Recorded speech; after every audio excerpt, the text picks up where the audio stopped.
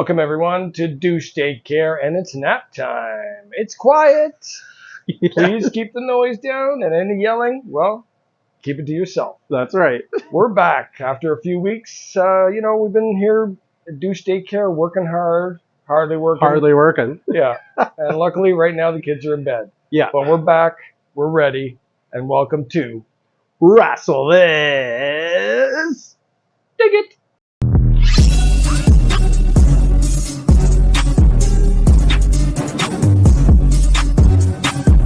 And welcome back. It's the Chad, the Big D, the Champ. Hey there. And it is the time for Rassle This. That's right. And this week, we got a big week coming up because we've been gone for a little bit, and there's lots heading up to Money in the Bank. So, Big D, where should we start today? Well, Chad, the big wrestling news, I guess, what everyone's talking about is the Bloodline. The end of the Bloodline. The betrayal happened on SmackDown. Jimmy and Jay turned on Roman. Thank God. Yeah. Like, finally.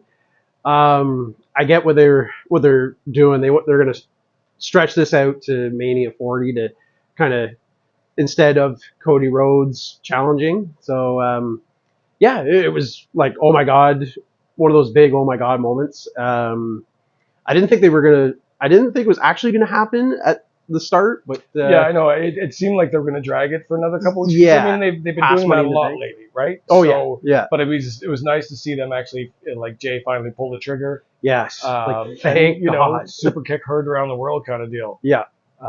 It was sweet. It was awesome. Yeah, and now we're looking at civil war in the bloodline. Yeah. Yeah. So it'd be leading into Money in the Bank. They're going to have a tag match.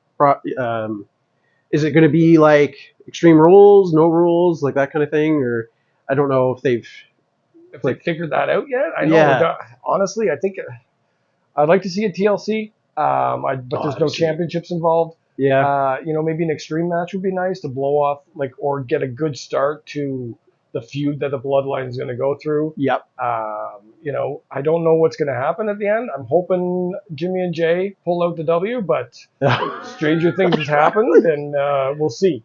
Also, is this going to be the main event? I definitely see it being the main event. The way that they're booking Roman, I don't see him and Solo losing. Yeah.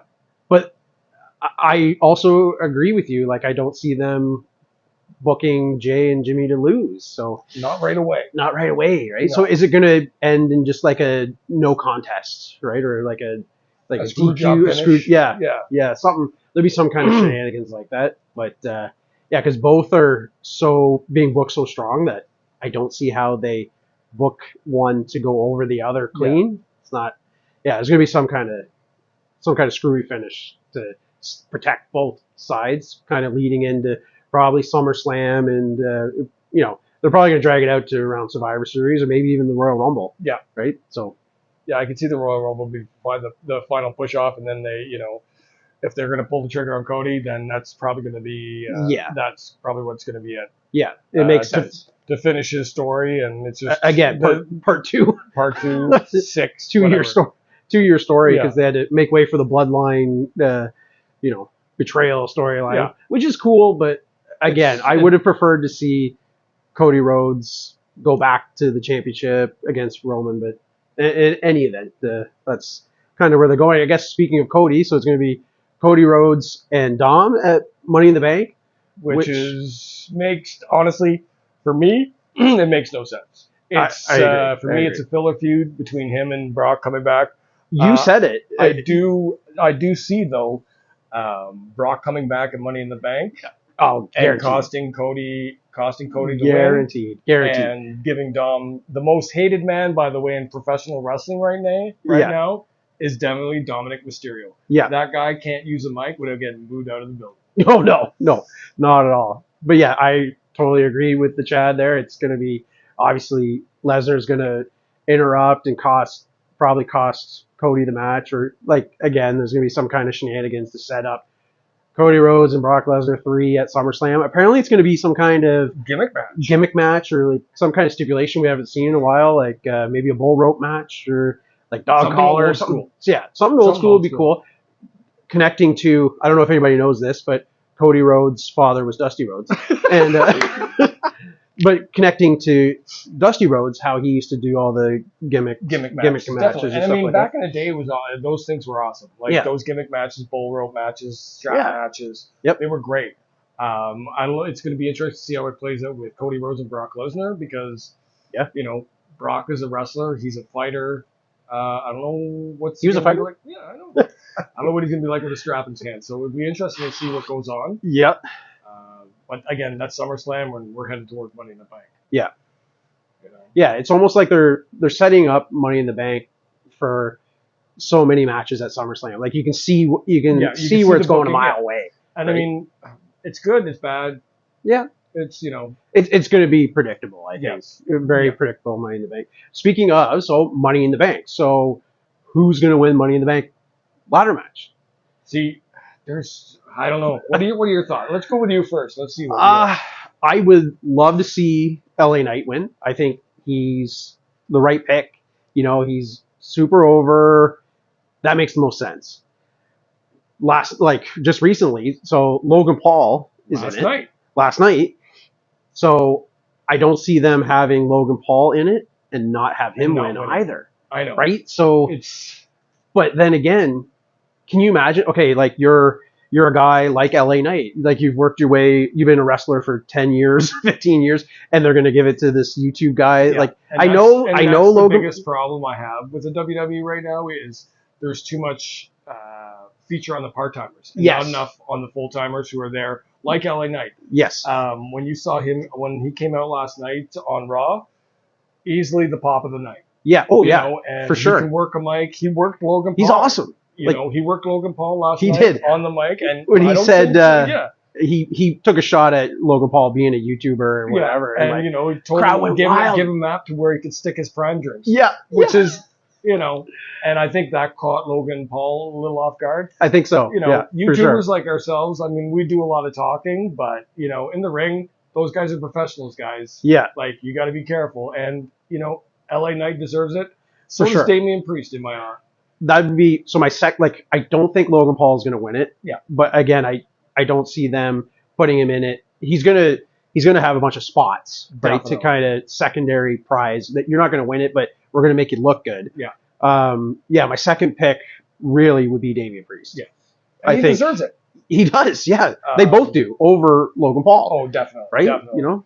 And I mean, you know, with Judgment Day right now, you don't really know which way everything is going. You know, Finn's offside, which we'll get to here in a bit with him and Seth. Mommy is the most dominant women's champion I think we've seen in years. Oh yeah, and she's just starting, right? Yeah, she did. And that's going to go she's on. Mangled Natalia the last two times. Yeah. Last night she ragdolled her for like 5 minutes. Yep.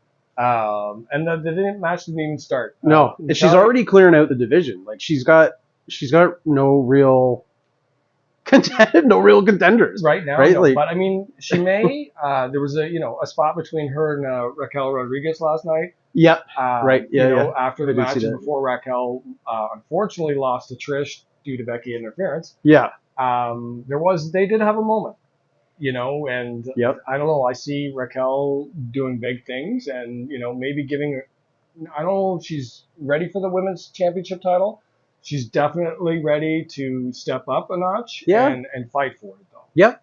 Yep. And like you said, so I guess segue into, you know, we've been gone for a little bit. So Seth Rollins won the new title at Night of Champions. He's the new World Heavyweight Champion.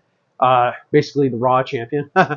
And they're going to feed him into program with Finn Balor. Yeah. And honestly, I think it's a great first real big feud for Seth. Yep. Because of the heat they had years ago, and when, makes total sense. Yep. They fought for the championship before, and I mean Seth's been bringing that up a lot lately. And you know, even last night after the vicious Finn beatdown that he got. Yeah. He was at the end of the night. He was, he said, "Hey man, that's the guy I'm looking for." Yep. You know, the guy who wants to bring it, who's, takes every measure he can. And I love Seth Rollins. Like I always have, but I love him so much now. Like it's just a great champion. Yeah, and he will be. I think rumors are like his reign's not going to go on all that long. Reigns, as long as Roman Reigns. Yeah. But yeah, totally love him in that spot. He's going to have a great match with Finn Balor. Yeah, kind of lead into. Well, I mean, he's also got that match tonight with Braun Breaker. Right, yeah, on NXT. On NXT. And, I mean, that for me says a lot about Seth Rollins as champion. It does. Not just to him as a champion, but like him as a pro wrestler. As a like, pro wrestler, yep, definitely. He wants to, like, he wants to help people get better. He, like, Definitely. Can you imagine Roman Reigns going on NXT? And that's the thing. Is right? They did. I mean, did the Usos even show up on NXT? No. And that's, it just, again, says so much about Seth as a champion and as a person, trying to elevate talent, trying to bring talent forward. Bringing back that working champion, right? And like almost like Bret Hart, like back in the day. We, kind of as WWE fans, we needed that. Oh, for sure. 1,000%. Like there's too long a time in between, like Roman Reigns is champ. He's been champ for 3 years and he's had 20 title defenses. You know what I mean? Like, and it's not enough. Been champion for 5 weeks, had like 5 or 6. Yeah. Right? So except for last night, unfortunately, because Finn got the upper hand. yeah, he did. But totally loving Seth in that championship role. Love the belt design, everything. It is. Pretty sweet. It's a throwback to the classic old stuff with some new nuances on it. I love the belt again. It's probably going to be one of ours coming up. One of the Mega Douche purchases. Gotta buy another belt. It's perfect though. It's a perfect ploy. This is on me. Yeah. Yeah. You heard it here first. Yeah. Please don't divorce Big D. Yeah. You bought another belt? Yeah. Where are we gonna put this thing? Yeah. That's what happens when you're wrestling fans. Yeah. Everything comes. You just love belts so much. Yeah. And well, yeah. Stuffies. Douche Daycare. You gotta have a little. That's what we do. And we should mention Sheiky Baby. Yep. Rest in peace, Sheik. Rest in peace. Iron Sheik passed away a few days ago. He was 81 years old. For those who don't know who he was WWF champion in the 80s, 83, 84. Right at the boom of Hulkamania, he was like the big villain that Hogan took on and won the first title from. Passed the torch. Definitely passed the torch. And hated Hogan. Yeah. I don't know if that was actually true or not. I don't know, but the thing is, like, until the day he died, he trashed Hulk Hogan. Yeah, but how much of that was just... That was the Sheik, though. Yeah. Like, he gave no Fs. I don't want to, it's a PG show. Right. But he just didn't. And that was one of the greatest things about the Sheik is he just didn't care. Yeah, no. He had He called on anybody. Yep. He was even in town here with the Chinlock guys. That's true. Lots of fun pictures of them partying up and having a grand old time. So he was, again, for the fans, which is amazing. Oh, yeah. He definitely loves his fans. Yeah. He went on to have a pretty storied career, WWF tag champ. He had a resurgence when he came back as General Agnon and with Sergeant Slaughter. Yeah, definitely. And he was Colonel Mustafa. He was Colonel, yes. General Agnon was the other guy. Yeah. But that was pretty much his last run, I think. He came back WrestleMania 17. He won the gimmick battle royal. That's right. That's right. Only because when they were booking it, they were like, "Well, Sheik can't go over the top rope. No, so we'll just have him win." Yeah. that's legit. That's a true story. Yeah. But rest in peace, Iron Sheik. Very unfortunate, but 81 years old and true wrestling legend. So definitely, his legend will live on. And I guess segue into we're going to talk about AEW, which is weird. Yes. But I mean, I watch AEW sporadically. Don't get me wrong, it's a great show. The wrestling in it is phenomenal. Honestly, I have not watched AEW in a little bit. They kind of lost me with like the bringing in the WWE rejects and definitely Tony Khan making these huge announcements, and then it was, it would fall flat. Christian. Which is an announcement, but that is not a huge announcement. No. Okay, like it's just not with CM Punk coming back for the third time. Yep. So they're pushing it hard. They have a new show, Collision. It's on Saturday nights, and they've got the big show coming up, All in the UK. I believe it's around the same time as Money in the Bank. Yes. Right. It's the week after, or Yes, I'm not it's sure. pretty close. A week or two Yeah. within it, and so far they said it's almost a sellout. But I mean, Yeah, how what true is they that, though? say is a sellout and what is not. I mean, it's Yeah, there's a lot of pictures going around about sellouts, so right. it's just where your money is. Make sure you're spending it in the right spot. Yes. So buy our T-shirts. Buy our T-shirts, yeah, definitely. Our merch, Yes. because a lot of it goes to mental health charities. Yes. Especially this one right here, which There I'm you go. actually wearing today, dedicated to my favorite so-called wrestler, CJ so-called, so-called wrestler. Sorry. Yeah. Only words. Yeah. AEW. AEW. I love like the last little blurb I watched of AEW was Sting and Chris Jericho are going to have a match. Finally. They've never had a match before, but not even in WCW. No, they never did. It was just like Sting was, he was in the world title picture, and Chris Jericho was like cruiserweight. That's true, right? And they just never went together. But their combined ages. So if they wrestle tomorrow, their combined ages will be 113 years old. Are you serious? Yeah, dead serious. Get out the defense for this match because someone might crap themselves. Like I get that they are both. Don't get me wrong, they're both in phenomenal shape for their ages, and like I wish I could go like them. But again, like it's a little so much talent, right? It's a little too late to be doing things like that. It's a big WCW move, right? Like that's something WCW would have done. Yeah, definitely. And they're not around anymore. So yeah, careful.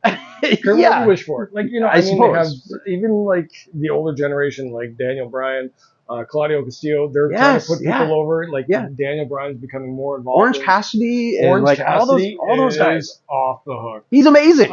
He's amazing. Just give him a match with anybody. Definitely. And he works his ass off. Yeah. But no, make way for Sting, Chris Jericho. I get it's the names and the marquee and all that stuff, but you're not selling tickets. No, God, they're gonna be 100 and something years old. Definitely. Legit. And what's crazy is they're headlining this pay-per-view in London with MJF against CM Punk. Yep. Which again, I don't agree with.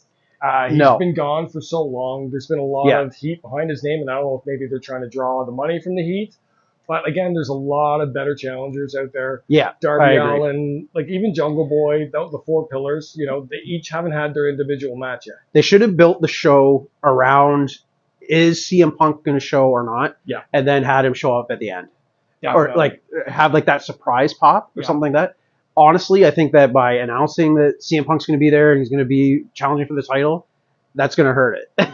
You know what I mean? Like it might because I mean I don't think people are as into CM Punk as CM Punk thinks they are. Right. And as Tony Khan thinks they are. Yeah. Right. But so I mean, if they were going to draw somebody from WWE, they should have went after Drew McIntyre. Oh God, yeah. Just imagine have him show Drew up. McIntosh shows up. Whatever. Yeah. Drew McGregor. It doesn't really matter because him showing up in London. That would have been fire. Oh, for sure. 100%. A lot of people, they may not believe in Drew, but I mean, he carried the company through COVID. He did, as an excellent champion, fought twice in the night. Brock Lesnar and Big Show spanked them both. Yep. So again, that's the way they should. Yeah. In any event, that's the wrestling landscape, and that's kind of where we've been, what's happened since, and new release. Yeah, new release. And we got a giveaway coming up. Yep. So check our page, like, subscribe, and share. Yep. Definitely, there's going to be a link down in the bottom. Don't mind our cat. Yeah.